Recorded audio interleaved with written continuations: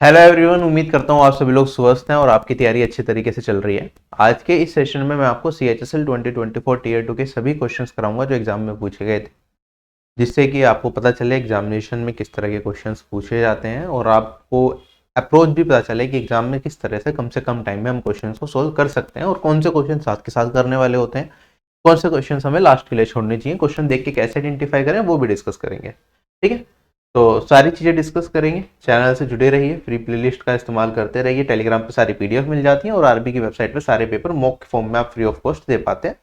ठीक है, कंप्लीट तैयारी के लिए आप ऑफिसर बैच से जुड़ सकते हैं, जिसमें सभी सब्जेक्ट्स की complete preparation including tier 1 and tier 2 mock test available रहते हैं।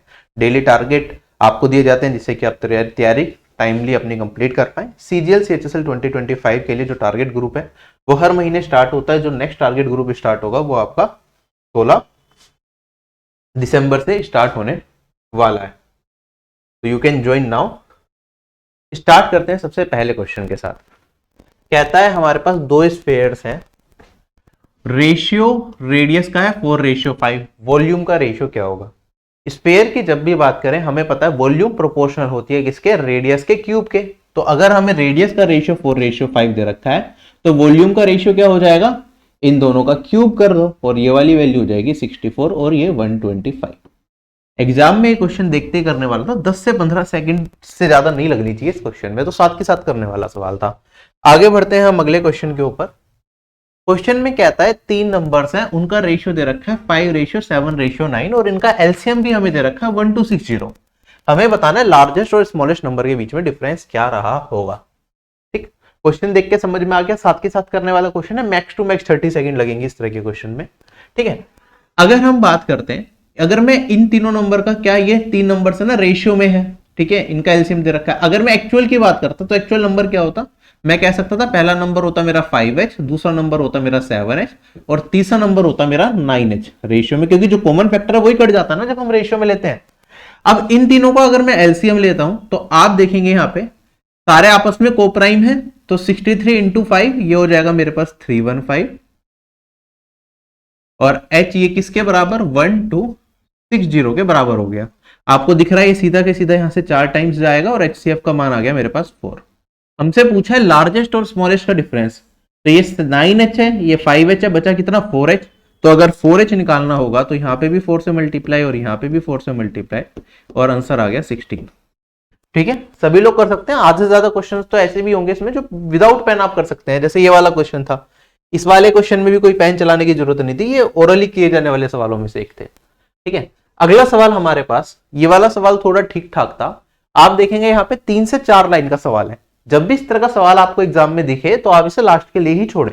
कई बार इजी हो सकता है या हो सकता है डिफिकल्ट, तो दोनों चीजें पॉसिबल है, लेकिन क्योंकि देख के ही 3 से 4 लाइन का लग रहा है, पढ़ना पड़ेगा, समझना पड़ेगा, तो it will take time, last के लिए छोड़ना है। ठीक है, अभी मैं करा देता हूं आपको साथ के साथ। ठीक है, क्वेश्चन में कहता है एक टॉय अगर हमें बनाना है जिसमें हेमिस्फीयर तो एक एंड पे अटैच किया जाता है सिलेंडर के और एक कैन दूसरे एंड पे अटैच किया जाता है। The cylinder, the cone and the hemisphere have a common radius of 4.2। तो अगर मैं इतना पढ़ लेता हूं तो मेरे को यह समझ में आया, एक सिलेंडर मैंने ले लिया, उस पर एक हेमिस्फीयर लगाना है, एक कोन लगाना है। तो चलो मैं हेमिस्फीयर नीचे लगा लेता हूं जिससे कि टॉय जैसा दिखे भी, और कोन मैंने लगा लिया यहाँ पे ऊपर, तो बन गया टॉय। और रेडियस तीनों का सेम है, 4.2 हमें रेडियस दे रखा है, तो ये सब भी कॉमन हो गया। तो बिल्कुल इस तरीके की हमारी फिगर बनेगी। Height of the cylinder and that of the cone is 7 centimetre. ठीक है, सिलेंडर की हाइट भी हमें 7 दे रखी है और कोन की हाइट भी हमें 7 दे रखी है। हमसे कहता है वॉल्यूम ऑफ द टॉय बता दो। तो देखो हाइट कहां का यूज होती है, अगर मैं वॉल्यूम की बात करूंगा तो कोन की वॉल्यूम निकालने के लिए मुझे हाइट की रिक्वायरमेंट पड़ती है और सिलेंडर की वॉल्यूम निकालने के लिए हाइट की रिक्वायरमेंट पड़ती है, दोनों सेम है। तीनों फिगर्स का रेडियस भी सेम है तो रेडियस के लिए आर यूज करेंगे। अगर मैं हेमिस्फीयर की बात करूं, इसकी वॉल्यूम निकालने के लिए मुझे सिर्फ रेडियस की जरूरत होती है, डेट इज आर। तो कोई भी ऐसा नहीं है कि दो अलग तरह के रेडियस है या दो अलग तरीके की हाइट है, तो सारी टर्म डायरेक्टली हम यूज कर सकते हैं। अब एक एक करके स्टार्ट करेंगे। वॉल्यूम ऑफ अ कोन क्या होता है, 1/3 pi are square H. Volume of cylinder क्या होता है, पाई आर स्क्वायर एच। और मेरे पास वॉल्यूम ऑफ हेमिस्फीयर क्या होता है, ये होता है 2/3 पाई आर। पाई क्या रखा है 22/7 लेना, तो वो ले लेंगे और अभी से सोल्व करके बताना। 4 ऑप्शन है। ऑप्शन एक तो दूरी दूरी पे भी है, और दूसरी चीज ये भी है, पॉइंट में भी काफी फर्क है। पॉइंट के बाद एक वैल्यू, दो वैल्यू और तीन वैल्यू। क्या मैं पॉइंट के बाद नंबर ऑफ वैल्यू से भी आइडेंटिफाई कर सकता हूं अगर मेरे पास सिर्फ पॉइंट के बाद वैल्यूज हो, और यूनिट डिजिट भी वहां पे हम यूज कर सकते हैं। तो कुछ चीजें हमें दिख रही हैं। चलिए अब सोल्व करना स्टार्ट करते हैं। सबसे पहले तो अगर मैं इसमें और इसमें देखूं तो pi are square h common है, तो 1/3 plus 1 4/3 pi are square h, और यहां पे 2/3 पाई आर क्यूब। तो थोड़ा सिंप्लीफाई करने के लिए मैं यहां पे क्या सकता हूं, 2/3 पाई आर स्क्वायर को कॉमन ले लिया, मेरे पास बचा यहां पे 2h, और यहां पे क्या बचा मेरे पास r। क्या यही होगा? 2/3 पाई क्या होगा, 22/7 होगा। रेडियस है 4.2, तो 4.2 इंटू 4.2, पॉइंट हटा देंगे तो 10 और पॉइंट हटा देंगे 10। पॉइंट का महत्व बहुत है क्योंकि पॉइंट में वैल्यूज दे रखे हैं। 2h, h है 7 तो 14, और ये 4.2, तो ये हो गया मेरे पास 18.2, और पॉइंट हटा दूंगा तो फिर से मेरे पास यहां पे आ जाएगा 10। अब देखो काटना स्टार्ट करते हैं। 7 और 3 21, 42 जाएगा 2 टाइम। अब मेरे पास देखो 10 10 10 है ना 3 बार, तो मुझे क्या चाहिए, 5 का फैक्टर चाहिए, क्योंकि 2 का फैक्टर तो है। अगर 2 और 5 का दोनों फैक्टर मिलेगा तभी 10 हटेगा मेरा, वरना हटाने की जरूरत नहीं है। हमें पॉइंट के बाद कितनी वैल्यूज मिलेगी इस 10 से पता चलेगा। हमें पता है ऊपर 5 का एक भी फैक्टर नहीं है। 10 के लिए मुझे क्या चाहिए होता है, 5 इंटू 2 चाहिए होता है। ये दोनों मिलेगा तो ठीक है, वरना पॉइंट के बाद एक वैल्यू आएगी आएगी। तो ऐसे हमारे पास यहाँ पे 3 10 है, तो पॉइंट के बाद 3 वैल्यू जाएंगी, क्योंकि 5 का फैक्टर नहीं है। तो मेरा आंसर जो भी होगा पॉइंट के बाद 3 वैल्यू। अच्छा, यहाँ पे 3 वैल्यूज वाला दे भी रखा है, इसलिए अप्रोक्सीमेशन का भी सवाल नहीं हो सकता कि अप्रोक्सीमेट आंसर दे रखा हो। तो या तो ये ट्रू या ये ट्रू। अब यूनिट डिजिट देख लो भाई, 2 है यहाँ पे और 5 है। पूरी कैलकुलेशन करने की जरूरत नहीं है। 2 2 2 2 2 सारी यूनिट डिजिट 2 चल रही है, 5 बार आ रही है। 2 की पावर 5 कितना होता है, 32 होता है। तो लास्ट डिजिट क्या होगी मेरे पास, 2 होगी। तो आंसर क्या होगा भाई, ये होगा। खत्म हो गया क्वेश्चन। कोई कैलकुलेशन नहीं करनी है, बस आपको चीजें समझनी है कि कैसे टाइम बचा सकते हैं। चलें क्या आगे। बाकी आपको जनरली इस क्वेश्चन में जब दिख रहा था कि पाई को 22/7 लेना, और तीनों कैलकुलेशंस में मेरे पास पाई वाला टर्म यूज हो रहा है, तो पाई होता है 22/7 दे रखा है। 22 में 11 का फैक्टर आता है, तो जो मेरा आंसर आएगा वो 11 का मल्टीपल होगा। आप यहां पे ये चेक करेंगे भैया 11 के मल्टीपल कौन कौन से आंसर है। अगर आपको ये सब भी नहीं करना तो 11 का मल्टीपल चेक करके देखो, ठीक है। पॉइंट्स को भूल जाओ जब आप 11 का मल्टीपल चेक कर रहे हो। तो ओड प्लेसेस पे डिजिट्स का सम अगर मैं करता हूं तो 7 और 6 13, 9, और ये हो गया 5 14, तो ये तो हो नहीं सकता। 8 5 13 और 8 3 11, ये भी मेरा 11 से नहीं कटेगा। 5 और 3 8 दूनी 16, 16 में से 8 घटा दूंगा 6, ये भी 11 से नहीं कटेगा। और इस ऑप्शन पे जाता हूं तो आप देखेंगे 6 और 2 8, 8 7 15, 6 और 2 8 और 7 15, 15 माइनस 15 0, और एक इकलौता ऑप्शन था भाई जो 11 से कट रहा था। तो अगर एग्जैक्ट वैल्यू में आंसर है तो मेरा आंसर यही हो सकता था अगर मैं खाली 11 का डिविजिबिलिटी रूल भी चेक कर लेता, ठीक है। लेकिन जनरली एग्जाम में आजकल एसएससी ऑप्शन ऐसे देता है, 2-3 ऑप्शन होते हैं जो 11 से कट रहे होते हैं, तो फिर नहीं हो पाता। लेकिन अगर टाइम बहुत कम बच गया एग्जाम में आपके पास, तो शायद आप 11 के डिविजिबिलिटी रूल से ही चेक करते और आप अपना आंसर निकाल भी पाते, ठीक है। वरना तो आपके पास पूरी अप्रोच है ही, उसमें यूनिट डिजिट और बाकी सारी चीजें भी मैंने आपको बताई दी। अब इसे सोल्व करना है, सिंप्लीफिकेशन का क्वेश्चन है, बस सिली मिस्टेक नहीं करनी, फिर क्वेश्चन हो जाएगा। आपको पता है हम यूज करते हैं V BODMAS, vinculum bar, bracket of divide multiply add subtract, वही यूज करना है। तो चलो, प्लस तो मेरा सेपरेटर की तरह यूज होता है, जहां प्लस माइनस तो छोड़ दो, ठीक है। मल्टीप्लाई डिवाइड ऑफ, पहले क्या सोल्व होगा, ऑफ होगा, ठीक है। 8 इंटू 8 64, फिर डिवाइड सोल्व होगा 8/64 1/8, और फिर मल्टीप्लाई करूंगा तो 24 इंटू 1/8, ये बचेगा मेरे पास पूरा 3, तो 5 + 3। अब माइनस है तो सेपरेटर की तरह यूज हो गया, तो इसे भी छोड़ दो, ये सारा एक साथ लिख दो। फिर ऑफ पहले सोल्व होगा 16, 8/16 कितना हो गया मेरे पास, सॉरी पहले ऑफ सोल्व होगा 16 इंटू में, और इधर ध्यान से देखो 4 इंटू 4 16। अब इधर डिवीजन पहले सोल्व होगा, 8 डिवाइडेड बाई 8 ये आएगा 1, और यहां पर आएगा मल्टीप्लाई, ठीक। आंसर क्या बचा, 8 - 16, ये बचेगा मेरे पास -8। क्वेश्चन खत्म हो गया। ये साथ ही साथ करने वाला सवाल था, क्योंकि बहुत छोटी कैलकुलेशन थी, एक सिंगल लाइन मारी थी, तो विद इन 1 मिनट तो हमें पता ही हो ही जाएगा। कुछ बच्चों ने हो सकता है 30 सेकंड में भी कर लिया हो इसे। अगला सवाल हमारे पास, वेट दे रखे हैं 7 कजन्स के एक फैमिली में कुछ इस तरीके से, हमें बताना है मीडियन क्या होगा। अब ये क्वेश्चन तो भाई सभी लोग देख के कहेंगे सर ये 10-15 सेकंड जो भी टाइम लगेगा, लेकिन आंसर निकल ही जाएगा 30 सेकंड्स के अंदर। आप देखेंगे 7 ही लोग हैं, मीडियन निकालने के लिए मिडल वैल्यू निकालनी पड़ेगी, तो हमें इंक्रीजिंग ऑर्डर में अरेंज करना पड़ेगा। यहां पे मेरे पास 54 है, फिर मेरे पास 62 है, फिर मेरे पास 65 है, फिर मेरे पास 70 है, फिर मेरे पास यहाँ पे 60 आ गया, फिर मेरे पास यहाँ पे 59 आ गया, और यहाँ पे मेरे पास फिर 55 आ गया। तो यहाँ पे लिख लो। तो 7 वैल्यूज हैं, तो कौन सी टर्म मेरी मीडियन होगी? मिडिल टर्म जो होगी फोर्थ टर्म। तो first, second, third and fourth, ये क्या हो गया? मेरा मीडियन हो गया। क्वेश्चन हो गया खत्म। ठीक, चले आगे। अगला सवाल मेरे पास,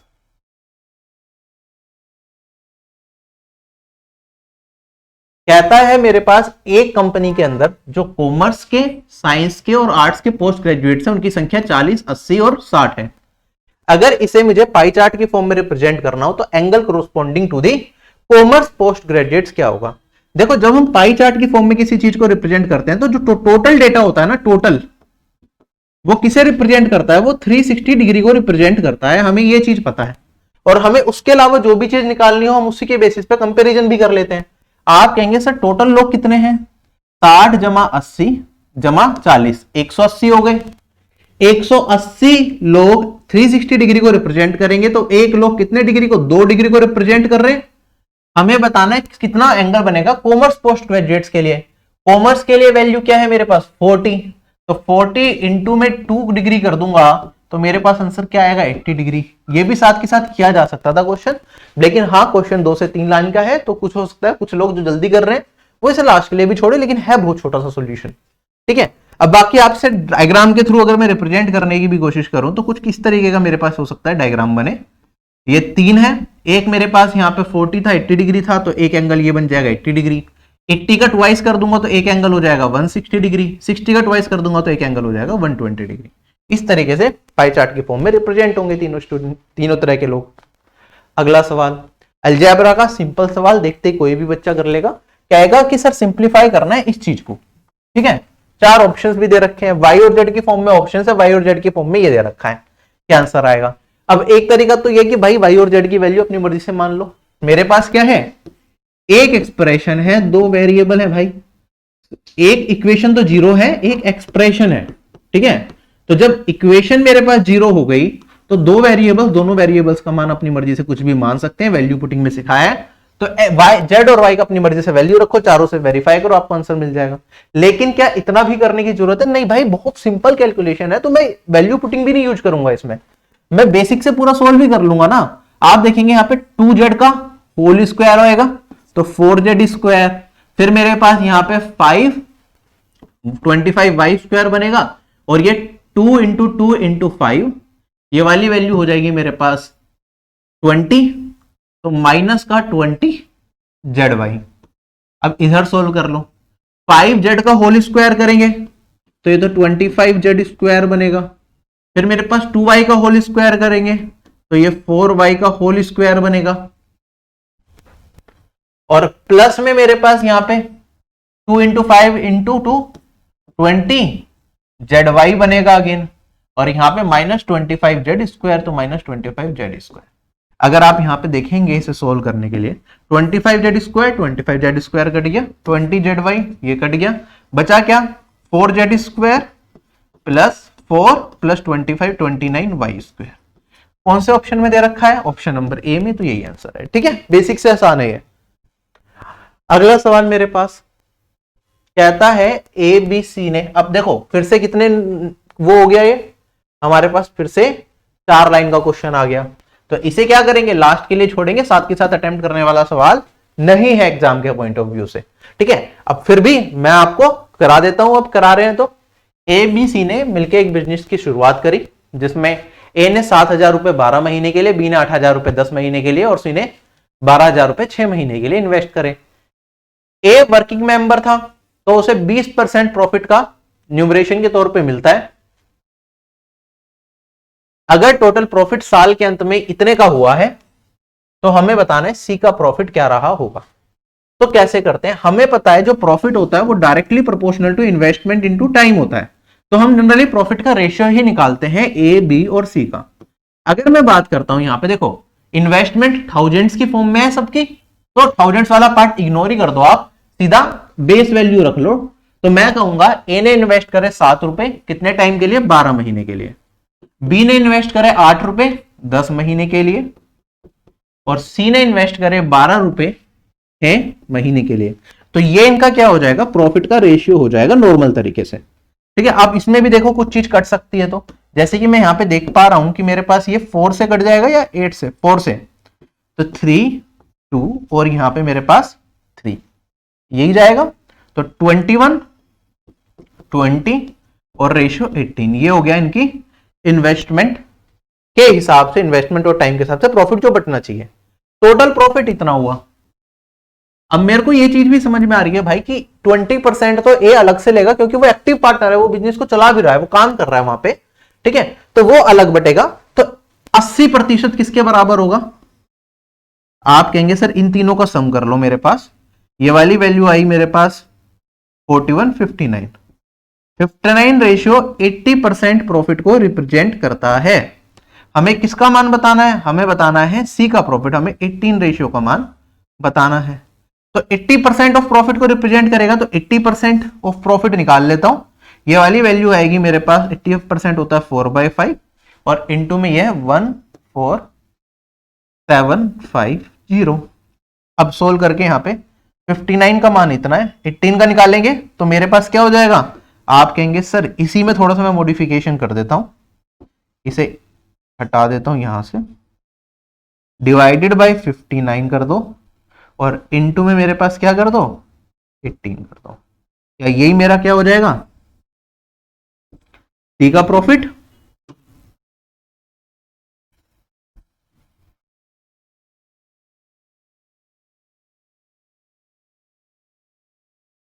चलो अब इसे सोल्व करके अपना आंसर बताना है। हमारे पास क्या क्या चीजें दे रखी है। ठीक है, थोड़ा सा अगर करने की कोशिश कर रही है, 4/5 या 5 से काटेंगे, चलो काट ही देते हैं। 5 2 जा 10, 47 9 जा 5 जा 0। आप देखेंगे हाथ से ये पूरा का पूरा 5 गुना जा रहा है, 50 200 और 18 36। This is my answer. चले आगे। अगला सवाल हमारे पास एक नंबर 37 है, इसे डिवाइड किया जाता है 2 पार्ट्स में, कुछ इस तरीके से 5 times of 1 part and 11 times of other part together बनता है इतना। हमें 9 टाइम्स दी स्मॉलर पार्ट बताना है।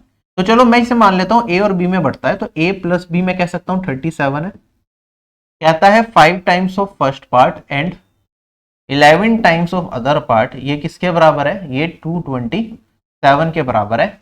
हमें 9 टाइम्स दी स्मॉलर, तो 9 इंटू में अभी मुझे पता नहीं है ए स्मॉलर है या बी स्मॉलर है, जो भी स्मॉलर आएगा वो करना है। 2 इक्वेशन 2 वेरिएबल साथ के साथ कर सकते हैं, कोई दिक्कत नहीं है।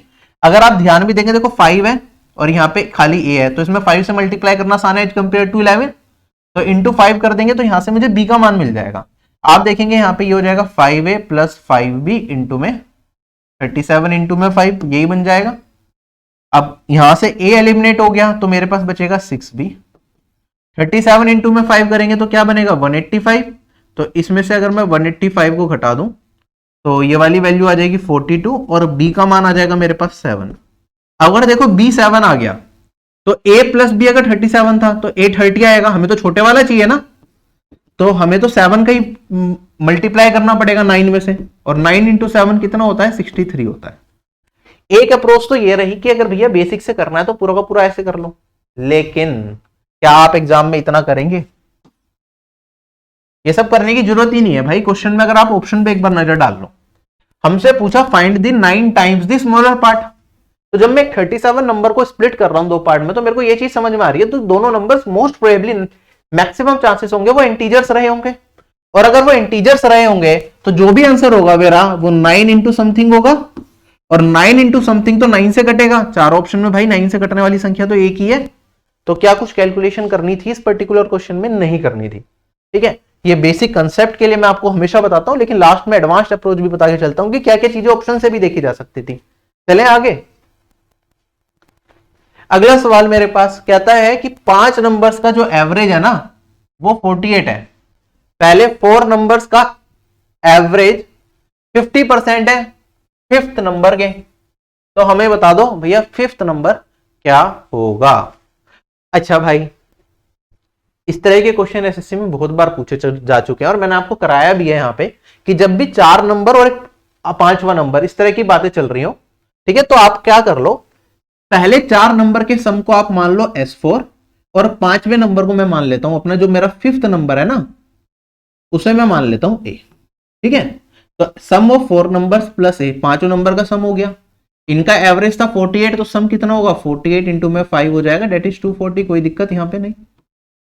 अब कहता है जो average of the first 4 integers, तो sum of first 4 integers divided by 4, ये इनका क्या हो गया, एवरेज हो गया। Is 50% of the 5th number, ये 50% मतलब 1/2, 5th नंबर का 1/2 है। ये भी चीज समझ में आ गई। हमसे क्या पूछा है, 5th इंटीजर, हमसे ए का मान ही पूछा है। तो आप सोल्व करेंगे यहाँ पे, तो आप देखेंगे यहाँ पे काट दूंगा तो 2, ये हो गया। ए मेरा किसके बराबर हो गया, S4/2, या फिर S4 को मैं कह सकता हूं ये 2A के बराबर हो गया। तो यहां पे पुट कर दो, S4 क्या हो गया 2A, तो 2A प्लस A, 3A किसके बराबर 240, तो A किसके बराबर 80। क्वेश्चन हो गया खत्म। चले आगे। अगला सवाल मेरे पास कहता है एक आदमी की एज 4 गुना है sum of the ages of his 3 children and after 6 years his age will be twice the sum of the ages of his 3 children। हमें बताना है कि प्रेजेंट एज मैन की क्या रही होगी। किस तरीके से करेंगे, अगर मैं आदमी की बात करता हूं तो मैन की एज 4 टाइम्स है उसके 3 चिल्ड्रंस के सम की। 6 साल के बाद आदमी की एज कितनी हो जाएगी, m+6। अब ये क्या होगा, twice the sum of the ages of 3 children, तो ट्वाइस इंटू में sum of the ages of 3 children. लेकिन यहां पे ध्यान रखेंगे 3 बच्चे हैं ना, तो तीनों की एज कितनी बढ़ेगी 6 साल में, 6 साल बढ़ेगी। तो जो सम ऑफ जो पहले था तीनों बच्चों की एज का, उसका 3 इंटू में 6 भी करना पड़ेगा, मुझे नहीं करना पड़ेगा। एक बच्चे का 6 तो 3 बच्चों का 18 साल, तो अभी की जो तीनों बच्चों की एज का सम है वो इतना हो जाएगा, है ना। तो ये मेरे पास ये वाली वैल्यू बन गई। हमें बताना है कि आदमी की एज क्या होगी, m का मान मुझे यहां पे निकालना है इस क्वेश्चन को सिंप्लीफाई करके। तो कैसे करेंगे, देखो मेरे पास यहाँ पे 4s3 है, यहाँ पे मेरे पास 2s3 है, तो इसमें क्या कर दो 2 से मल्टीप्लाई कर दो और ऊपर वाले में से अब नीचे वाले को घटा दो, या नीचे वाले में से ऊपर वाले को अब घटा दो। तो आप देखेंगे यहाँ पे मेरे पास 2 इंटू एम माइनस m बचेगा, प्लस 12 बचेगा यहाँ पे 6 इंटू 2। इधर क्या बचेगा, S3 एलिमिनेट हो जाएगा। यहाँ पे 4 इंटू में 18 4 जा 72 हो गया। तो मैन की जो प्रेजेंट एज है वो कितनी आ गई, 72 माइनस 12 60। चले आगे। जल्दबाजी में गलती नहीं करनी, यहाँ पे जो बच्चे गलती कर देते हैं वो इस पार्ट में करते हैं कि जब आदमी की एज 3 साल बढ़ रही है, 6 साल बढ़ रही है, तो जो बच्चों की सम है एज में वो 18 साल बढ़ेगा। कई बार कुछ बच्चे यहाँ पे +6 कर देते हैं तो आंसर गलत आता है उनका। कहता है सिंपल इंटरेस्ट अगर 5% पर एनम के ब्याज से 6 साल में इतना बनता है तो सम क्या रहेगा। आपको पता 5% 6 साल तक लगेगा तो बन गया 30%। 30% किसे रिप्रेजेंट कर रहा है, ये रिप्रेजेंट कर रहे हैं 4160 के। हमें बताना प्रिंसिपल क्या होता है, 100% साथ के साथ करने वाला सवाल है। आप देखेंगे यहां पे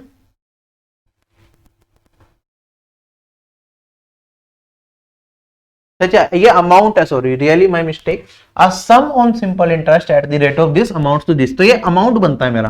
तो सिंपल इंटरेस्ट अगर 30% है तो अमाउंट कितना होगा, प्रिंसिपल 100% मान ले तो ये हो जाएगा 130%।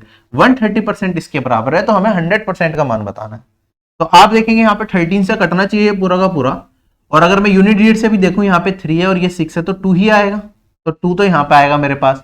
उसके बाद यहाँ पे 1 0 से 1 0 काट दिया आपने, तो यहाँ पे हम 2 0 लगा रहे हैं तो 2 0 भी आएंगे। लास्ट में जो भी आंसर होगा उसमें 200 आना चाहिए अगर एग्जैक्ट कट रहा है। एक ही ऑप्शन में आ रहा है सी में तो यही आंसर होगा, वरना पूरा सोल्व करोगे तो 32 वैसे ही मिल जाएगा आपको।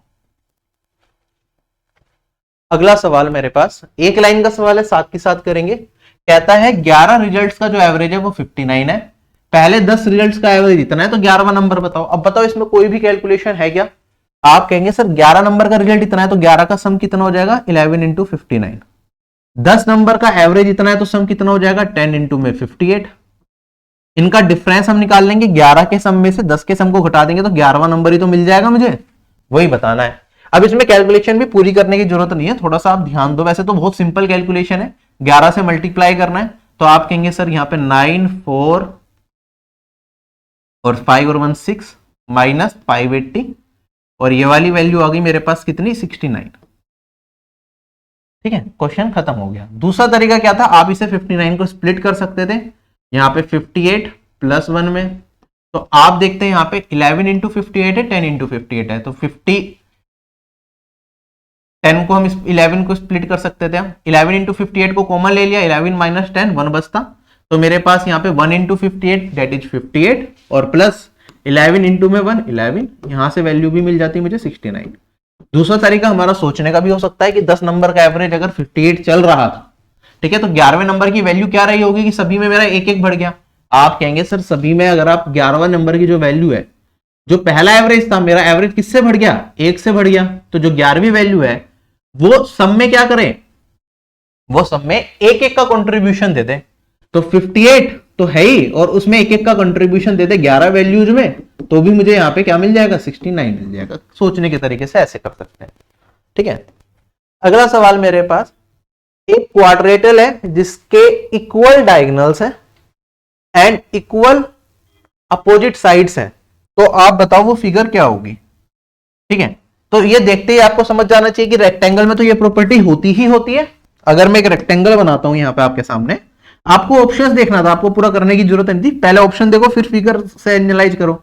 अपोजिट साइड्स इक्वल होती है रेक्टेंगल के अंदर और डायगोनल्स भी इक्वल होते हैं। आप कहेंगे सर ये लेंथ है, ये ब्रेथ है, ये 90 डिग्री होता है हाइपोटेन्यूस, तो अगर मैं यहां पे बना दूं तो ये रूट में l square plus b square होता है। ऐसे ही अगर मैं ये वाला डायगोनल बना दूं तो ये भी मेरे पास लेंथ, ये ब्रेथ, ये 90 डिग्री, तो इसकी भी लेंथ भी वही होती है, तो ये दोनों बराबर होते हैं मेरे पास, तो रेक्टेंगल बन गया, आयत बन गया।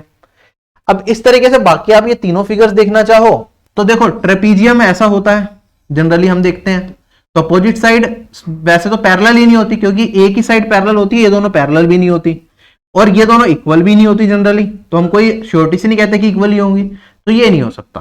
काइट की मैं बात करूं, काइट मेरे पास इस तरीके की फिगर होती है जिसके अंदर ये वाली साइड इसके बराबर, ये वाली साइड इसके बराबर होती है, तो अपोजिट साइड तो यहां पे इक्वल हो ही नहीं रही, तो अपोजिट साइड इक्वल नहीं हो रही, तो ये भी गया। रोम्बस की बात करता हूं मैं, तो यहां पे फिगर ऐसी होती है मेरे पास, चारों साइड मेरे पास क्या होती है, बराबर होती हैं, लेकिन इसके जो डायगोनल्स होते हैं ना वो अनइक्वल होते हैं। ये D1 है, अगर ये D2 है तो D1 मेरा नॉट इक्वल्स टू D2 होता है। अगर D1 और D2 मेरे बराबर आ जाए किसमें, रोम्बस के अंदर, तो ये फिगर क्या बन जाएगी, ये तो स्क्वायर बन जाएगी। ठीक है, तो फिर वो रोम्बस नहीं रह जाएगा, वो बन जाएगा स्क्वायर। ठीक है, वर्ग बन जाएगा, तो ये भी नहीं हो सकता, तो मेरे पास क्या होगा, रेक्टेंगल। बाकी ये देखते करने वाला सवाल था, 15 सेकंड का मुश्किल से। अगला सवाल मेरे पास, अब ये प्रोबेबिलिटी का सवाल आ गया। एक डाइस को 2 बार डाला जाता है, उछाला जाता है, और एक कॉइन को 3 बार उछाला जाता है। हमें प्रोबेबिलिटी बतानी है कि हर बार डाइस पे तो क्या आ जाए, 5 आ जाए, और कॉइन पे हर बार हेड आ जाए। अब देखो डाइस में क्या होता है, 1 2 3 4 5 6 कुछ भी आ सकता है। कॉइन पे या तो हेड आएगा या फिर टेल आएगा। कितने केसेस हैं, 6 केसेस हैं। यहां पे कितने केसेस हैं, 2 केसेस हैं। हमें क्या चाहिए, हमें ये वाला हमारे पास कितना है, ये 2 टाइम्स है, उछाला गया है, और ये 3 टाइम्स है ना। तो यहां पे फेवरेबल आउटकम क्या चाहिए, 5 चाहिए। तो 5 आने की प्रोबेबिलिटी क्या होगी, 1/6 होगी। अगर मैं एक बार उछालूंगा, 2 बार उछालूंगा तो इसकी पावर क्या हो जाएगी, 2। यहां पे मुझे क्या चाहिए, हेड आने की प्रोबेबिलिटी, अगर एक बार उछाला तो आप कहेंगे सर 2 आउटकम है, फेवरेबल आउटकम 1 है तो 1/2। 3 बार उछाला तो प्रोबेबिलिटी क्या हो जाएगी, तीनों बार हेड आने की, पावर 3। अब मुझे ये भी चाहिए और ये भी चाहिए, ठीक है, एंड दे रखा है ना, तो ये भी और ये भी, तो क्या करते हैं, मल्टीप्लाई करते हैं। तो 1/36 इंटू 1/8 कितना होता है, 36 का टेबल याद करने को कितनी बार कहा है मैंने आपको, याद रखो, 288। खत्म हो गया क्वेश्चन। अगला सवाल मेरे पास ये वाला सवाल अच्छा है, इसे गुड क्वेश्चंस में कर लेना। बहुत अच्छा तो नहीं है, लेकिन सीएसएल के लेवल को देखते हुए ये क्वेश्चन थोड़ा मुझे ठीक ठाक लगा। देखो क्वेश्चन में क्या था, रत्नेश और विनीत ऑल्टरनेट डे पे काम करते हैं, स्टार्टिंग विथ रत्नेश। जो इंटायर काम है वो 54 3/4 डेज में कंप्लीट होता है। रत्नेश अकेला काम को 48 डेज में कर सकता है, तो हमें बताना है विनीत अकेला कितने में करेगा। ठीक है, रत्नेश है और मेरे पास क्या है, आप ये बताओ, अगर रत्नेश काम की शुरुआत करेगा तो पहले दिन ये करेगा, दूसरे दिन ये, तीसरे दिन ये करेगा, चौथे दिन ये, ऐसे ही चलेगा। तो अगर हमारे पास total number of days even है, मान लो मैं कहता कि काम 54 डेज में कंप्लीट होता, तो आप कहते सर 54 को 2 से डिवाइड करो, 27 दिन तो किसने काम किया होगा, रत्नेश ने काम किया होगा, और 27 दिन विनीत ने काम किया होगा। लेकिन हमारे पास टोटल नंबर ऑफ डेज कितने हैं, 54 3/4 है ना। तो जब 54 डेज पूरे हो गए तो अब बारी किसकी आएगी, नंबर ऑफ डेज इवन है, दो लोग हैं ऑल्टरनेट डे पे काम कर रहे हैं, तो लास्ट में किसने 54 डे में विनीत ने काम किया होगा। अब बारी आई रत्नेश की, तो ये जो 3/4 डेज काम हुआ है ना एक्स्ट्रा, ये किसने किया, रत्नेश ने किया। तो रत्नेश ने इतने दिन काम किया और विनीत ने इतने दिन काम किया। ठीक है, तो क्या मैं ये निकाल सकता हूं कि रत्नेश ने इतना काम किया। आप देखेंगे यहां पे कहता है रत्नेश अकेला 48 डेज में काम को कंप्लीट कर सकता है।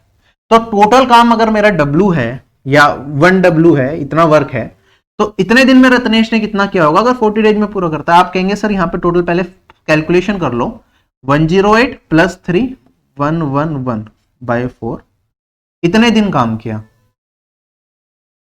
ठीक है, 48 डेज में पूरा काम करेगा, तो एक दिन में कितना करेगा, आप कहेंगे सर 1/48 करेगा या नहीं करेगा। एक दिन में टोटल 48 डेज में पूरा काम, तो एक दिन में 1/48 करेगा, और इतने दिन में इसको इससे मल्टीप्लाई कर दूं तो मेरा इतना काम किया जाएगा। तो मुझे यहां पे समझ आया रत्नेश ने कितना काम करा, इतना काम करा। अब आप इसे सोल्व कर लो, कुछ कट रहा है तो काट दो। जैसे ये 3 से कट जाएगा, ये 37 है, और ये वाली वैल्यू मेरे पास आ जाएगी 16, और 16 4 जा 64, तो 37/64 काम तो हो गया है। तो विनीत ने कितना किया होगा, आप कहेंगे सर टोटल काम तो हमने W माना है ना, तो इसमें से ये घटा दो, तो विनीत ने किया होगा मेरे पास 1 - 37/64। तो अगर इसे सोल्व करेंगे तो 64 में से 37 घटाऊंगा तो वैल्यू बचेगी 27/64। तो ये वाली वैल्यू आई 27/64। कितना काम हुआ कितने दिन में, 27 डेज में, इसके द्वारा, विनीत द्वारा। हमें टोटल काम करना है, तो 1 वर्क कितने टाइम में होगा, आप कहेंगे sir 27 divided by 27, cross multiply कर देंगे और 64। तो यहां पे मेरे पास यहां से ये एलिमिनेट हो गया, तो पूरा काम विनीत कितने टाइम में करेगा, 64 डेज में करेगा। क्वेश्चन हो गया खत्म, पैसा हजम। चले आगे।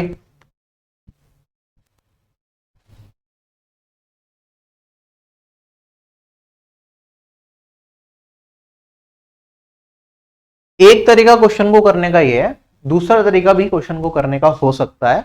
अगर आप चाहें तो मैं उस पर बात कर सकता हूं, अदरवाइज वर्क के फॉर्म में करना है तो इस तरीके से कर लो। अगर आपको टोटल वर्क को एज्यूम करके काम को करना है तो वैसे भी किया जा सकता है, मैं वैसे भी बता देता हूं, कोई दिक्कत नहीं है, 1 मिनट लगेगी। जो बच्चा इस मेथड से थोड़ा कंफर्टेबल नहीं है कि भाई सर टोटल वर्क को W मान के आपने इस तरीके से क्यों किया, आप बेसिक तरीके से भी बता दो, तो भाई बेसिक तरीके से भी क्वेश्चन को किया जा सकता है। बस मैं यहां से थोड़ा सा इतना पीछे जाऊंगा।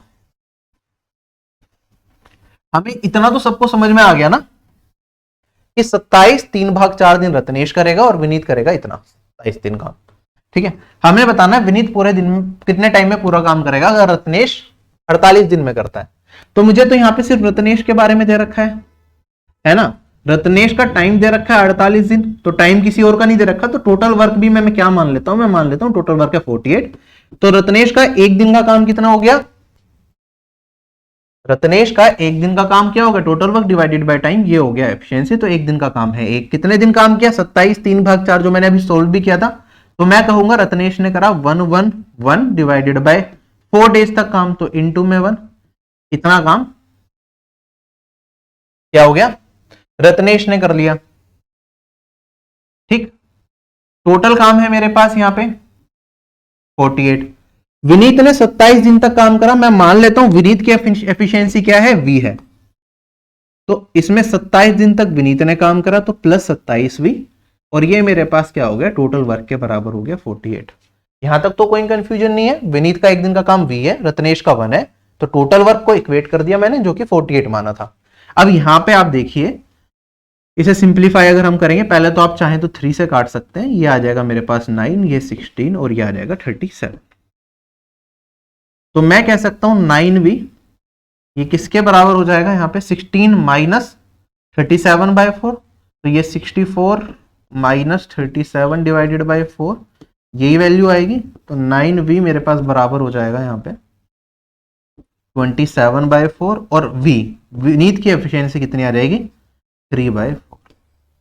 विनीत की एफिशिएंसी अगर इतनी है, टोटल वर्क कितना है, तो टाइम कितना लगेगा, 48 डिवाइडेड बाय 3/4, ये वाली वैल्यू आ जाएगी मेरे पास 16 इंटू 4 64।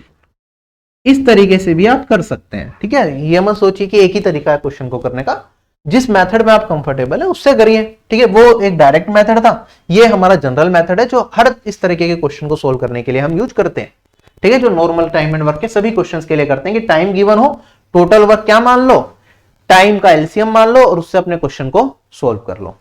चलिए अगला सवाल हमारे पास ट्रिग्नोमेट्री का सवाल है, आपको इसे सोल्व करके बताना है कि क्या वैल्यू आएगी।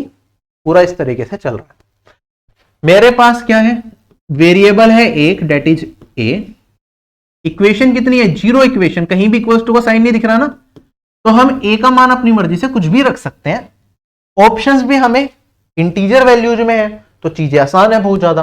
तो हम क्या करें यहाँ पे, इसे अगर मुझे करना ही है, देखो यहाँ पे साइन है, कोस है और कोसेक है, तो हम ए का मान वो रखेंगे जिससे कि सिंपल वैल्यू जो है, साइन और कोस दे रखा हो तो हम जनरली 0 और 90 से अपने क्वेश्चन को आसान बना लेते हैं, लेकिन कोसेक भी है तो कोसेक के केस में हम कभी भी 0 नहीं रखते एंगल को। तो मैं क्या कर लेता हूं, ए को 90 डिग्री रख लेता हूं। अगर ए को 90 डिग्री मैंने रख लिया तो मेरा क्वेश्चन खत्म होता चला जाएगा। देखो ये बन जाएगा साइन है 1, ये बन जाएगा 0, ये बन जाएगा फिर मेरा 0, 1 इंटू 0 0 ही आएगा, माइनस फिर ये बन जाएगा मेरे पास 1 माइनस 0 प्लस 1 इंटू में 1 का स्क्वायर 1, खत्म हो गया क्वेश्चन। 1 माइनस 2 गिव्स मी -1, तो ये आंसर हो गया। चले आगे, साथ के साथ करने वाला सवाल था। अगला सवाल, संदीप ने 22% का प्रॉफिट कमाया जब उसने कोट को इतने का बेचा, तो हमें बताना है कॉस्ट प्राइस क्या होगा। कॉस्ट प्राइस को 100% मानते हैं, तो 122% इसके बराबर है, तो 100% का मान बताना है, तो 8540 डिवाइडेड बाय 122 इंटू में 100। आप देखो ये कट रहा है क्या डायरेक्टली किसी से, ठीक है। नीचे कोई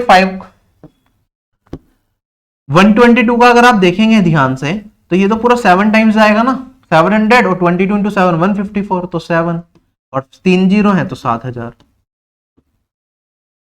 साथ के साथ करना था ये वाला सवाल भी। अगला सवाल हमारे पास रेस का क्वेश्चन है, कहता है तरुण हरि को एक हेड स्टार्ट देता है 60 सेकंड्स का 2400 मीटर की रेस में, फिर भी उसे 40 सेकंड से हरा देता है। अगर मेरे पास हरि की स्पीड दे रखी है 6 मीटर पर सेकंड, तो आप बता दो तरुण की स्पीड क्या रही होगी। देखो तरुण को मान लो टी टाइम लग रहा है रेस को कंप्लीट करने के लिए, तो हरि को कितना लग रहा है, आप कहेंगे सर 60 सेकंड का हेड स्टार्ट भी है फिर भी 40 सेकंड से हार रहा है, तो ये 60 और 40 100 सेकंड तो ये हो गई, और जितना तरुण को टाइम लगा उतना टाइम इन दोनों को ऐड कर दूंगा तो इतने टाइम में वो पूरी रेस को कंप्लीट कर सकता है।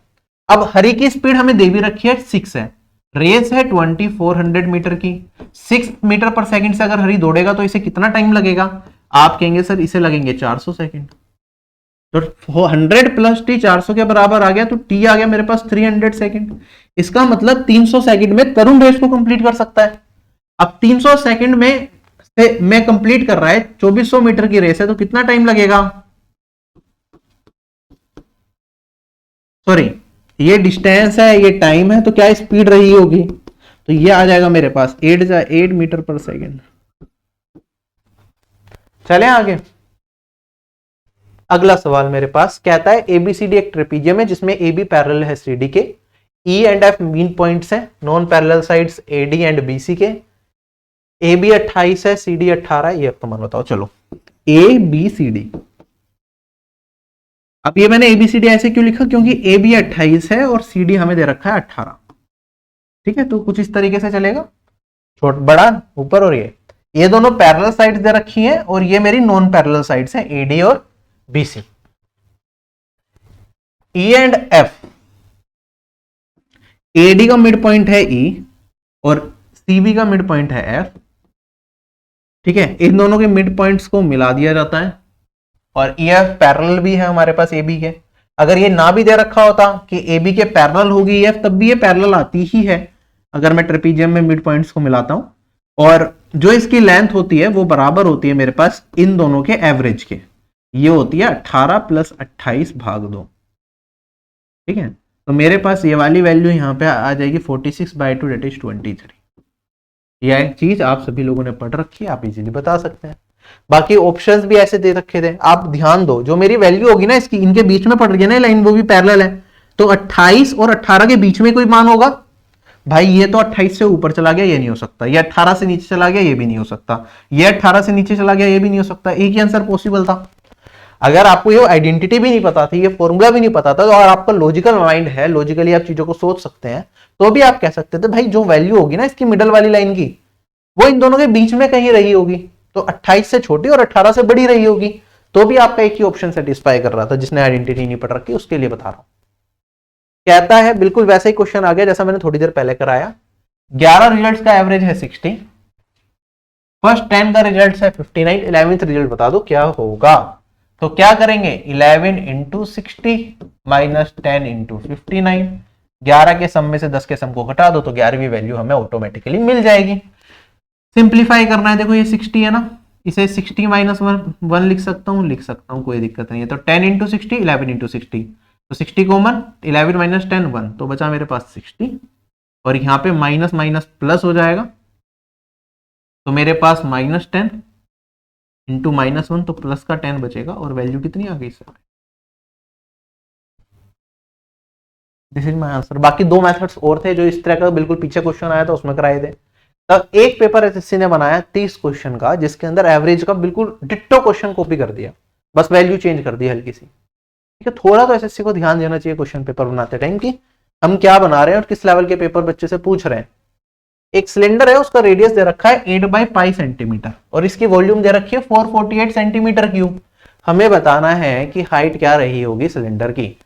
वॉल्यूम ऑफ अ सिलेंडर क्या होता है, πr²h, तो पाई इंटू में 8/π इंटू में 8/π इंटू में h, ये किसके बराबर, 448 के बराबर। साथ के साथ करने वाला सवाल, आपको बताना है हाइट का मान क्या होगा, तो पाई से पाई गया 8, पाई का मान 22/7 क्या रखा है देने को, तो इसे 22 कर दो नीचे और इधर कर दो 7। तो मेरे को ये चीज समझ आई, देखो हाइट जब मैं निकालूंगा तो 22 तो कहीं जाके उधर मल्टीप्लाई होगा, 22 में एक फैक्टर है 11 का, तो हाइट मेरा 11 का मल्टीपल होगा या नहीं होगा, होगा, क्योंकि 22 किसी को काट नहीं रहा। 11 का मल्टीपल ऑप्शन नंबर डी में ही है, तो यही आंसर होगा, क्वेश्चन खत्म हो गया, कैलकुलेशन करने की जरूरत ही नहीं है। चले आगे। अगला सवाल कहता है एक इलेक्ट्रॉनिक मशीन है जिसका प्राइस 5%, 10% और 15% से पहले 3 साल में डिक्रीज होता है, फाइनल प्राइस क्या होगा 3 साल के बाद अगर स्टार्टिंग में प्राइस इतना था। तो भाई ये बिल्कुल बिगिनर वाले सवाल जो सबसे पहले परसेंटेज में कराते हैं उनमें से एक है। 8000 की एक मशीन है, पहले साल 5% घटा तो कितना रह गया, 95%, जिसे हम 19/20 लिखते हैं। फिर 10% घटा तो 90% रह गया होगा, जिसे मैं 9/10 लिखता हूं। और 15% घटा तो कितना रह गया, 85%, जिसे हम 17/20 लिखते हैं। सोल्व करके बताना है कि आंसर भाई क्या होगा, 4 ऑप्शन भी दे रखे हैं। अब देखो, सो कैलकुलेशन भी कुछ खास नहीं लग रही मुझे इसके अंदर। 20 और 20 400, 4000, ये बचा 2, इसे मल्टीप्लाई करके आंसर बताना। क्या यूनिट जीड्स हो सकता है, देखो पहले तो ये इवन वैल्यू आएगी, 2 का मल्टीपल है तो ये कट गया। अब देखो ये 5 का मल्टीपल है, ये भी 5 का मल्टीपल है, 5 तो कहीं है ही नहीं ऑप्शंस में, तो ये दोनों भी कट गए, 0 0 तो कहीं आएगा ही नहीं, तो भाई यही आंसर हो सकता है और कोई ऑप्शन ही नहीं है। मैंने यूनिट डिजिट पे नहीं निकाली, मल्टीपल से साफ दिख रहा है। प्री का भी इतना इजी पेपर नहीं रहता। कहता है मार्क्ड प्राइस एक आर्टिकल का 2800 है, अगर इसे सक्सेसिव डिस्काउंट्स पे बेचा जाए 3 तो सेलिंग प्राइस बता दो। भाई आप ये बताओ, ये क्वेश्चन का कंसेप्ट और ये क्वेश्चन का कंसेप्ट क्या कुछ भी डिफरेंस है इनके अंदर? नहीं, सेम ही क्वेश्चन, बस अलग तरीके से पूछ लिया। कुछ भी मेहनत नहीं की गई है पेपर बनाने के लिए। रैंडम सॉफ्टवेयर से क्वेश्चंस होंगे उनके पास, रैंडमली एक कोड लगाया कि यहां से ये क्वेश्चन ऐसे ऐसे रैंडमली उठा लो। ये देखा भी नहीं कि क्वेश्चन पेपर में क्या बना, इस तरह के क्वेश्चन आए और वो एचजीटी आपके पेपर में डाल दिया गया। 2800 रुपए का एमआरपी है, 3 डिस्काउंट दे रहे हैं सक्सेसिव, तो हमें बताना है सेलिंग प्राइस क्या होगा। 15% का दिया तो 85% पे बेचेंगे, मतलब 17 भाग 20। 8% का दिया तो 23 भाग 25, 92% पे बेचेंगे। 5% का दिया तो 95% पे बेचेंगे, 90 भाग 20। सोल्व करके बताना है क्या आंसर आएगा। 4 ऑप्शन दे रखे हैं, पॉइंट में 2-2 वैल्यूज तक जा रहे हैं।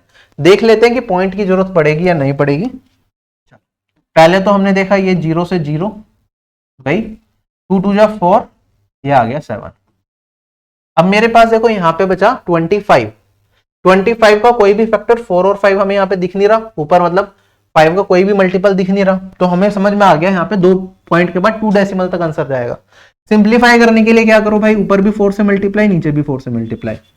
तो इसमें क्या हो गया ना, डिनोमिनेटर में 100 बन गया, तो मुझे पता चल गया पॉइंट के बाद 2 वैल्यूज आएंगी, ठीक है। और ऊपर से हम यूनिट डिजिट से बता सकते हैं कौन सी वैल्यू आएंगी, क्योंकि यहाँ पे अगर आप चारों ऑप्शन देखें ना, यहाँ पे 6 है, 2 है, 6 है और 0 है। 0 वाला तो आएगा नहीं, इन तीनों में से आंसर आएगा। अगर 2 वाला हो गया तो मेरा काम खत्म, अगर इन दोनों में से है तो मेहनत लगेगी। अब देख लो क्या आ रहा है मेरे पास, 7 7 जा 49, 9 3 जा 27, 7 9 जा 63, 3 4 जा 12। यूनिट डिजिट आएगी 2, तो ऑप्शन नंबर बी क्या हो गया, करेक्ट हो गया, खत्म, कोई कैलकुलेशन नहीं करनी। एक ट्राइंगल पी क्यू आर है,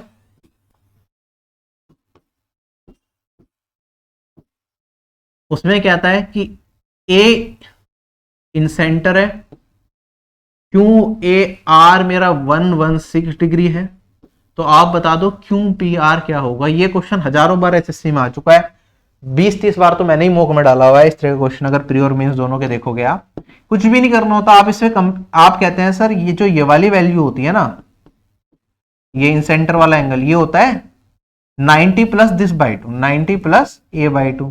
सोल्व करके निकाल लो, वरना मैंने तरीका आपको बता रखा है डायरेक्ट करने का कि भाई इसे कंपेयर कर लो 90 से कि कितना ज्यादा है। आपको पता है 90 से 26 ज्यादा दिख रहा है ना, और अगर ये 90 से 26 ज्यादा है तो ये वाली वैल्यू 26 में 2 मल्टीप्लाई कर दो, आपको मिल जाएगा 52।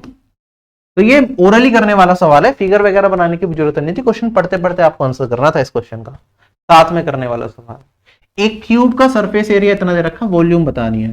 साथ में करने वाला सवाल, सरफेस एरिया क्यूब का क्या होता है, टोटल। जब सरफेस एरिया की बात करें तो हम टोटल सरफेस एरिया लेते हैं, ठीक है, ध्यान रखना इस चीज को। अगर हमसे लिखे बाई चांस कि एरिया ऑफ 4 वॉल्स या कर्व्ड सरफेस एरिया, तभी हम लेते हैं कर्व्ड वाला पोर्शन या 4 वॉल्स वाला, वरना सरफेस एरिया का मतलब है टोटल सरफेस एरिया। 6a² हमें दे रखा है 1728 के बराबर, हमें बताना है वॉल्यूम क्या होगी, तो वॉल्यूम होती है ए क्यूब। तो सबसे पहले तो यहाँ पे सोल्व करेंगे, आपको पता है ये वाली वैल्यू क्या है मेरे पास, 12 का क्यूब है ना, तो इसे 12 का क्यूब ही लिख दूं मैं, या 12 इंटू 12 इंटू 12 लिख दूं।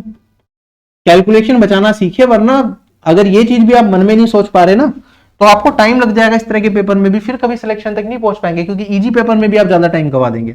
अब 6 से काटूंगा 12 को तो 2 टाइम्स आएगा। अब a² है तो हमें पता है ये 12 तो एचडी आ जाएगा, तो मेरे पास यहाँ पे a का मान आ गया कितना 12, और यहाँ पे लग जाएगा √2। अब a क्यूब करना है तो आपके पास क्या होगा, 12 √2 का क्यूब करेंगे, तो 12 का क्यूब तो देखो मुझे क्वेश्चन में भी दे रखा था 1728, तो 1728 इंटू में √2 का क्यूब 2√2 हो जाएगा, तो 1728 इंटू में 2, ये आ जाएगा 3 4 5 6 √2। क्वेश्चन हो गया खत्म। यही क्वेश्चन थोड़ा सा मुश्किल बन जाता अगर यहाँ पे √2 की वैल्यू 1.414 खोल के चारों वैल्यूज लिख देते और कहते भाई बताओ अप्रोक्सीमेट आंसर, तो वो कैलकुलेटिव बन जाता यही क्वेश्चन, ठीक है। थोड़ा सा ही मॉडिफाई कर देते तो यही क्वेश्चन अच्छा बन जाता। अब अगेन देखो ट्रिग्नोमेट्री का फिर से, ना हायर ट्रिग्नोमेट्री, ना क्या कहते हैं वैल्यू पुट, वो क्या कहते हैं, ना हायर ट्रिग्नोमेट्री पूछ रहे, ना मैक्सिमम में नहीं, वो बिल्कुल सिंपल सवाल। ये इक्वेशन दे रखी है, बताओ इसका मान क्या होगा। ऑप्शंस में इंटीजर वैल्यू पुटिंग से डायरेक्ट हो जाएगा, जिसने नहीं पढ़ा वो भी कर लेगा। वो कहेगा सर यहाँ पे कोसेक कोट इस तरह की चीजें दे रखी है, अब सेक है, कोसेक है, कोट है, ये सारी चीजें जब होती है मिक्सचर हमें दे रखा होता है तो हम ए को क्या मान लेते हैं 45 डिग्री, जिससे कि कोई भी कंफ्यूजन ना रहे। और एक सिंगल वैल्यू में हमें आंसर चाहिए, इंटीजर दे रखे हैं सारे, कुछ नहीं करना आपको। अगर ये 45 डिग्री है तो सेक ए कितना हो जाएगा √2, तो √2 का स्क्वायर 2, तो 3 इंटू में 2 माइनस 1, ये भी मेरे पास √2 माइनस 1 इंटू में √2 प्लस 1, फिर मेरे पास प्लस 4, यहां पे √2 का स्क्वायर 2 और माइनस 1 का स्क्वायर 1, यही हो गया। तो 3 2 माइनस 1 1, √2 माइनस 1 √2 प्लस 1, तो √2 का स्क्वायर 2 माइनस 1 डेट इज 1, ये आएगा प्लस 4 2 माइनस 1 1, तो 3 प्लस 4 कितना हो गया 7। अब देखो इस तरह के पेपर में दिक्कत क्या है ना, हल्की सी भी बाई चांस सिली मिस्टेक हो जाए, इवन मैं करा रहा हूं मुझसे भी सिली मिस्टेक हो गई एक क्वेश्चन में कराते टाइम, तो फिर क्या होगा उस पर्टिकुलर केस में उस बच्चे के चांसेस थोड़े कम हो जाते हैं सिलेक्शन के, क्योंकि जब इजी पेपर है आप हल्की सी भी गलती अफोर्ड नहीं कर सकते। बाई चांस यहाँ पे 4x1 की जगह 4x2 लिखा गया या कुछ और आंसर आ गया और उस पर मार्क कर दिया जल्दबाजी में, या माउस का सर्वर थोड़ा स्लो होने की वजह से गलती से 7 मार्क करना था और हमने 3 मार्क कर दिया, तो सारी मेहनत बेकार, 4 नंबर कम हो गए, 4 नंबर में हजारों बच्चे घुस जाएंगे, सिलेक्शन से भी बाहर हो सकते हैं। तो ये दिक्कत है इजी पेपर के साथ कि पूरी मेहनत फिर एक्यूरेसी पे सारी चीजें डिपेंडेंट हो जाती हैं। ये वाला सवाल है 2 से 2.5 लाइन का है, जिसने इंटरेस्ट कंपाउंड टेस्ट वगैरह नहीं पढ़ रखा वो छोड़ सकते हैं लास्ट के लिए, अदरवाइज कर लो, ठीक है। अगर बाकी सारी चीजें हो रही हैं, टाइम बच गया पिछले क्वेश्चन में, क्योंकि अब तक मैंने आप देखोगे सिर्फ 28वें क्वेश्चन पे 2 क्वेश्चन ऐसे निकाले जिसमें मैंने कहा लास्ट के लिए छोड़ो, बाकी सारे साथ के साथ करने वाले सवालों में से ही थे। कहता है अगर 40% का इंक्रीज देखा जाता है एक अमाउंट में 4 साल के बाद सिंपल इंटरेस्ट पे, तो हमें बता दो कंपाउंड इंटरेस्ट क्या होगा 80,000 रुपीज पे 4 साल के बाद सेम रेट ऑफ इंटरेस्ट पे। तो आप कहेंगे सर 4 साल में 40%, तो एक साल में 40% भाग 4, ये हो गया 10%। एक साल में जो वैल्यू बढ़ती है वही मेरा रेट ऑफ इंटरेस्ट भी बताता है, तो ये हो गया रेट। अब 4 साल देना है कंपाउंड इंटरेस्ट पे, तो आपको भी ये बात छोटी सी पता है कि भाई 4% के लिए अगर 10% का इफेक्टिव निकालता हूं तो ये मेरे पास 46.41% आता है। बहुत बार क्वेश्चंस करते हैं हम इसका, तो इंटरेस्ट मिलेगा इतना, कितने पे, इतने पे, तो ये हम 100% मानते हैं प्रिंसिपल को, तो 1% जब हम निकालते हैं तो 2 जीरो कट जाती हैं, इतने परसेंट में निकालूंगा तो 46.41 इंटू में मेरे पास क्या बचेगा 800। आप देखेंगे पॉइंट हटा दोगे तो 2 जीरो एलिमिनेट हो जाएंगी। अब 8 से मल्टीप्लाई करना है, तो 8 4 जा 32, 3 कैरी फॉरवर्ड हो गया, 8 6 जा 48, 51, 32 और 5 37, 37128। चले आगे, कहता है 88 और 90, 88 को रिप्लेस कर दो 93 से, 41 को रिप्लेस कर दो 47 से इस सीक्वेंस के अंदर, तो आप बता दो difference between new median and the previous. Question although 1 minute में डुएबल वालों में से है, लेकिन अगर आप चाहें तो लास्ट के लिए छोड़ सकते हैं, क्योंकि पढ़ना, सीक्वेंस में लगाना, रिप्लेस करना थोड़ा सा टाइम जा सकता है, ठीक है। चलो, ये सीक्वेंस में इन्होंने दे नहीं रखा तो हमें पहले तो लिखना पड़ेगा यहाँ पे। अब 88 को रिप्लेस करना है 93 से, तो आप चाहें तो यहीं पे साथ के साथ कर लें, ऑल्दो एग्जाम में तो आपको एक मैनुअली देखना पड़ेगा एक। 41 को रिप्लेस करना है 47 से। अब मैं लिखना स्टार्ट करता हूं एक एक करके सीक्वेंस में। फिर पुराना और नए में भी डिफरेंस बताना है, तो अभी मत करो, और एग्जाम में वैसे भी हम कॉपी में पहले डायरेक्ट सीक्वेंस लिखेंगे, बाद में रिप्लेस करते हैं, क्योंकि मैनुअली ये देखना मुश्किल होता है। तो मैं एक बार पहले नॉर्मल सीक्वेंस ही लिख देता हूं। मेरे पास 46 है, फिर 48 है, 63 है, 76 है, 88 है, 41 है, 35 है, 55 भी है, 90 भी है, 56 और 92 और 56। आई होप सारी टर्म्स लिख दी। 1 2 3 4 5 6 7 8 9 10 11, 1 2 3 4 5 6 7 8 9 10 11 पूरा चेक कर लिया करो, क्योंकि इसमें सिली मिस्टेक होगी तो सारी मेहनत बेकार। अगर 11 टर्म है तो आपको पता है middle term that is 6th term, 1 2 3 4 5 6, ये क्या हो गई मेरी पुरानी मीडियन हो गई, मीडियन ओल्ड। अब हमें क्या करना है, 88 को रिप्लेस करना है 93 से। देखो 88 इधर है, 93 इधर कर दिया, कुछ फर्क पड़ा? अभी भी मीडियन मेरा सेम ही है, कुछ बदला नहीं। अब 41 को रिप्लेस कर दिया 47 से, तो 41 इधर है, इसे 47 से कर दिया। क्या मेरा मीडियन में कोई बदलाव आया? जो इसके नंबर ऑफ टर्म्स इधर थी, जो इसके नंबर ऑफ टर्म्स उधर है, वो सेम ही है। तो ये मीडियन ओल्ड भी है और मेरा मीडियन न्यू भी है। इनका डिफरेंस अगर हमसे पूछे तो डिफरेंस तो भाई 0 का आया, कोई डिफरेंस ही नहीं आया मीडियन में, तो यही आंसर है। हल्की सी भी कैलकुलेशन यहां पे भी नहीं करवाई एग्जामिनर ने आपसे।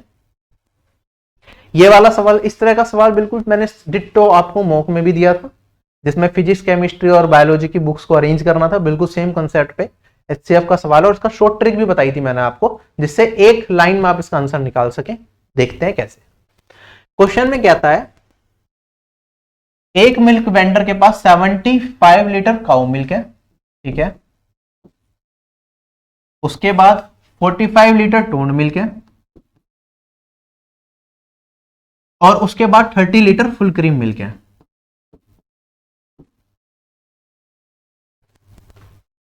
इसे डिफरेंट ट्रेज में लगाना है कुछ इस तरीके से कि हर एक ट्रे में इक्वल क्वांटिटी ऑफ मेरे पास मिल्क आ जाए। दो तरह का मिल्क मिक्स नहीं होना चाहिए एक ट्रे के अंदर। तो हमें बताना है लीस्ट नंबर ऑफ ट्रे जो रिक्वायर्ड होंगी मिल्क को रखने के लिए। सबसे पहले इसकी डायरेक्ट शॉर्ट ट्रिक बता देता हूं, फिर बेसिक से आपको कराऊंगा कि कैसे होगा।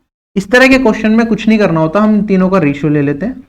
अगर मैं रेशियो लेता हूं तो आप देखेंगे 15 से कट जाएगा, लीस्ट रेशियो में कन्वर्ट करना पड़ेगा 5, 3 और 2, और जो मेरा आंसर होगा वो इन तीनों का सम होगा, और 3 to 5 + 5 ये हो गया 10। यही मेरा इस क्वेश्चन का आंसर है। बस ये था इस क्वेश्चन में। इस तरह के मल्टीपल क्वेश्चंस मैंने आपको कोर्स में कराए हैं, मॉक्स में भी दिए हैं। अगर आपने करे होंगे, सारे देखे होंगे, तो आप इजीली कर सकते थे। अब मैं इसका कंसेप्ट आपको बता देता हूं। देखो हमें क्या करना है ना, हमें least number of trays use करनी है ये सारे मिल्क को डालने के लिए, ठीक है। और हमें कोई भी तरह का दूध मिक्स नहीं होना चाहिए, least number of trays use करनी है हमें। तो आप कहेंगे सर एक काम कर लेते हैं भाई, एक ट्रे 75 लीटर वाली ले लेते हैं, एक 45, एक 30। लेकिन हमें ट्रे का साइज क्या चाहिए? इक्वल चाहिए। तो ये काम नहीं हो सकता कि हम अलग अलग वेरिएबल साइज की ले लें और कोई वेस्टेज ना हो। तो हमें इस चीज को ध्यान में रखते हुए हमें ट्रे का साइज वो लेना पड़ेगा जिसमें हमारा दूध इक्वली स्प्लिट हो जाए। वो ट्रे का सबसे बड़ा साइज जिसमें ये भी आ जाए, ये भी आ जाए और ये भी आ जाए, ये क्वांटिटी भी आ जाए। तो वो क्या हो सकता है? आप कहेंगे सर इन तीनों का अगर मैं एचसीएफ निकाल लूं, हाईएस्ट कॉमन फैक्टर निकाल लूं, तो आप देखेंगे वो मेरे पास यहां पे 15 ही आएगा। तो मुझे ट्रे जो लेनी पड़ेगी उसका साइज होगा 15 लीटर कैपेसिटी का, ठीक है। अब उसके अंदर मुझे यहां पे क्या डालना है? ये तीनों चीजें डालनी है। तो आप कहेंगे सर 75 लीटर डालने के लिए कितनी ट्रेज चाहिए? आप कहेंगे सर 75/15, ठीक है। मुझे नंबर ऑफ ट्रेज कितनी चाहिए? यहाँ पे 5 चाहिए। ऐसे यहाँ पे 45 लीटर दूध डालने के लिए कितनी ट्रे चाहिए? 45/15, एक ट्रे की कैपेसिटी ये है, तो ये हो गया मेरे पास 3। और यहाँ पे 30 लीटर दूध डालने के लिए कितने ट्रे चाहिए? बाय 15, ये हो गया 2, 3 + 2 + 5 + 3 + 2, कितनी ट्रे चाहिए? 10 ट्रेज की मुझे रिक्वायरमेंट होगी। अब यही चीज देखो हमने करा क्या, बेसिकली जो शॉर्ट ट्रिक है वो भी समझा देता हूं कैसा आया। हमने यहाँ पे एचसीएफ निकाला तो मुझे ट्रे का साइज मिला, अब एचसीएफ से डिवाइड कर दिया, ठीक है। तो इनका जो कॉमन फैक्टर है वो निकाला, उससे डिवाइड करा, फिर सम कर दिया। तो कॉमन फैक्टर निकालना और डिवाइड करना उससे बेहतर है डायरेक्टली भाई रेशियो ले लो, जो कॉमन फैक्टर है वो अपने आप ही कट गया। तो मेरे पास नंबर ऑफ वैल्यूज आ गई, इनका सम कर दो, तो इतनी मुझे ट्रेज की रिक्वायरमेंट होगी मिनिमम, ठीक है। मैक्सिमम साइज की जो हम ट्रेज लेंगे, हमसे साइज पूछ लेता है एक ट्रे का साइज कितना होगा, तो मुझे एचसीएफ निकालना पड़ता है, जो वैल्यू आती है मेरे पास 15, ठीक है। इस तरीके से और भी बहुत तरह के सवाल बनते हैं जिसके डायरेक्ट ट्रिक से आप इजीली कर सकते हैं। बाकी आई होप ये सेशन आपको फ्रूटफुल लगा होगा। आपके लिए मैथ्स की लगातार वीडियो चैनल पे आती रहेंगी, जिसमें आपको कुछ ना कुछ जरूर सीखने को मिलेगा, जो आपकी प्रिपरेशन को थोड़ा आगे लेके जाएंगी। खुद सोल्व करते हैं तो बहुत फायदा होता है, और कई बार टीचर की आप वीडियोस देखते हैं तो आपकी जहां कमियां होती हैं आपको पता चल पाता है कि क्वेश्चन को कैसे थोड़ा और कम टाइम में हम सोल्व कर सकते हैं।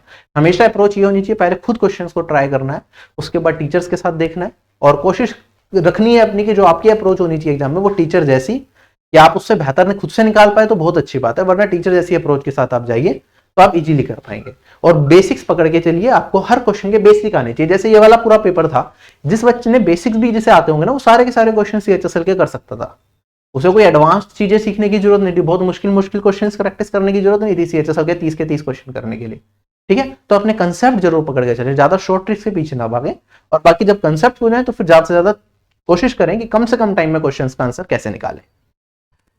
बाकी आप कंप्लीट तैयारी अपनी करना चाहते हैं, सीजीएल सीएचएसएल 2025 को टारगेट कर रहे हैं, तो आप आरबी से ऑफिसर बैच अभी ज्वाइन कर सकते हैं, जिसमें सभी सब्जेक्ट्स की कंप्लीट क्लासेस, वीडियो क्लासेस, साथ के साथ मॉक टेस्ट और डेली टारगेट्स हम देते हैं, जिससे कि आप कंसिस्टेंटली पढ़ पाएं और टाइमली अपने सिलेबस को कंप्लीट कर पाएं। क्योंकि अभी जैसे अगर हम देखें सीजीएल में हमारे पास लगभग 6 से 7 महीने मुश्किल से हैं, और इस टाइम में बच्चा जब खुद से करता है तो उसके साथ एक दिक्कत ये होती है कि वो कंसिस्टेंटली पढ़ाई नहीं करता, कभी 4 घंटे पढ़ लिया, कभी 5 घंटे पढ़ लिया, और इस तरीके से वो 50% तक भी सिलेबस अपना गिवन टाइम में कंप्लीट नहीं कर पाता, और एट द एंड उसे क्रैश कोर्सेज की मदद लेके ही तैयारी करनी होती है। अब फिर किस्मत के ऊपर सारी चीजें हो जाती हैं कि क्वालिफाई कर पाएगा या नहीं कर पाएगा, और टियर 1 बाई चांस क्वालिफाई हो भी जाए तो उस केस में मेंस में बड़ी दिक्कत आती है, क्योंकि मेंस में जो चीजें उसे अच्छी करनी होती हैं वो सारी नहीं हो पाती। ठीक है, उसमें आपको डिटेल नॉलेज की जरूरत होती है, सो दैट कुछ भी ना छूटे। तो बेटर है एक सीक्वेंस में आप अभी से अपनी तैयारी करें। अच्छे तरीके से तैयारी करने के लिए आप ऑफिसर बैच से जुड़ सकते हैं। अगर आपको मेरा पढ़ाया हुआ तरीका पसंद आता है, हमारे टीचर्स का पढ़ाया हुआ तरीका पसंद आता है, जो डेली टारगेट ग्रुप है फॉर सीजीएल 2025 सीएचएसएल 2025 वो आपका 16 दिसंबर से स्टार्ट होगा, जिसके अंदर आपको daily targets, timely test, chapter wise classes और डाउट सेशन सारी चीजें अवेलेबल रहेंगी, जिससे कि कोई भी दिक्कत ना है। सारी क्लासेस रिकॉर्डेड फॉर्म में आपको कोर्स लेते ही मिल जाएंगी, जिससे कि आप अपने हिसाब से भी करना चाहें तैयारी तो कर सकते हैं, कम से कम टाइम में कर ले। सारी क्लासेस की पीडीएफ, ठीक है, जीके में क्लास नोट्स हमने मैक्सिमम सब्जेक्ट्स के प्रोवाइड कराए हैं, जिससे कि आपको खुद से मेहनत ना करनी पड़े नोट्स बनाने के लिए। जो क्लास में कराया गया उसका प्रिंट निकाल लो और साथ के साथ आप कर सकते हो। क्विज़ेस वगैरह ऐड करा रखी हैं हमने, पीवाईक्यूज टेस्ट डाले हुए हैं, न्यू टेस्ट डाले हुए हैं, सारी चीजें आपको एक ही कोर्स के अंदर मिल जाती हैं। इंडिविजुअल सब्जेक्ट से कोर्सेज अगर आपको देखने हैं तो आप इंडिविजुअल सब्जेक्ट के कोर्सेज भी अपने हिसाब से परचेज कर सकते हैं। इफ यू नीड कि हम मुझे सब कुछ नहीं चाहिए, मुझे 1-2 सब्जेक्ट की प्रिपरेशन करनी है बस। आपसे यही विदा लूंगा, bye bye, take care, have a nice day and जय हिंद।